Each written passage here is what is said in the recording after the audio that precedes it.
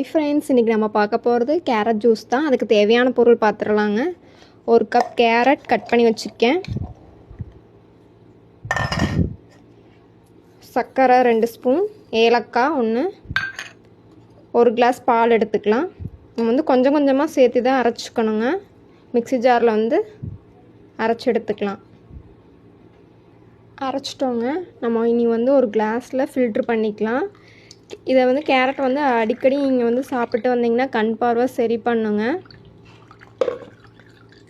ஸ்கின்னுக்கு ஹேருக்கு ரொம்ப நல்லதுங்க. இந்த மாதிரி நீங்களும் போட்டு குடிச்சு பாருங்கள்.